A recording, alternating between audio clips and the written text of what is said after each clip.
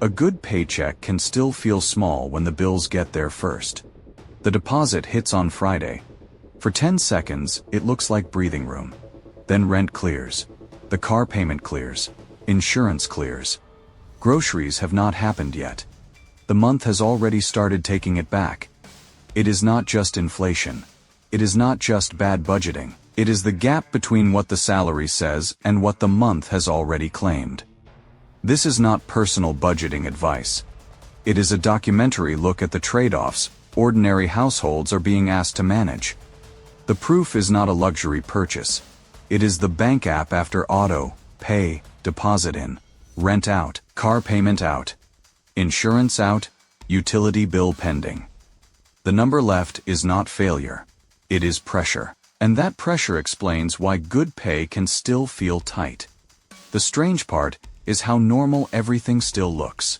Same job, same commute, same grocery cart, same apartment.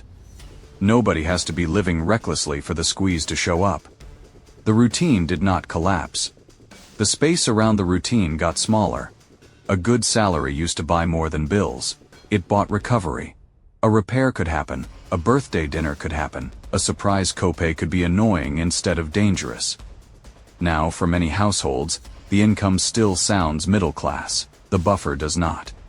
Start with housing. Rent or mortgage is not just where the money goes. It sets the floor under the entire month. Before groceries, gas, medicine, repairs, clothes, or savings. The household has to clear the price of staying indoors. The month begins with a gate, then transportation steps in. In many places, the car is not optional. It is how work, school pickup, groceries, and appointments happen. But the payment is only the first line. Insurance, gas, tires, parking, maintenance, and repairs keep arriving behind it. Healthcare adds a different kind of uncertainty. The premium may come out before the paycheck feels real. Then a deductible, copay, refill, appointment, or bill can still appear later. Coverage can reduce some fear and still leave exposure sitting inside the budget. Put the pieces together and the salary stops looking like one number. It becomes a line of claims: housing first, transportation next, insurance after that, utilities behind it, debt payments, childcare for many families, phone and internet. Before choices begin, the paycheck already has a shape. That is the fixed cost floor. It is the amount a household has to pay just to keep normal life standing. When that floor rises, the salary can rise too and still feel smaller. You did not fall behind. The math moved. This is why just cut back often misses the problem. The coffee can move. The streaming service can move. The grocery brand can move. But the lease, insurance premium, car note, childcare slot, and utility service do not always move quickly. The flexible part of the budget is often the part people argue about. The fixed part is the part that quietly runs the house. So a household can make responsible cuts and still feel stuck because the biggest lines were locked in before the cutting began. Then timing turns pressure into stress. A bill does not wait because the paycheck lands 2 days later. A repair does not care that rent already cleared. A renewal, school fee, refill, or copay can hit the wrong week and make a good month feel tight.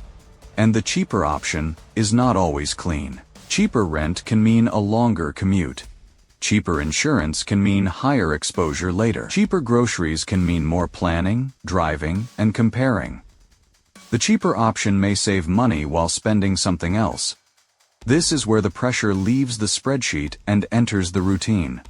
People delay the oil change, stretch the grocery trip, wait on the dentist, lower the thermostat, skip the small thing they technically could afford because the month feels too close. That is the part a salary number does not show. Dinner out is not just dinner out.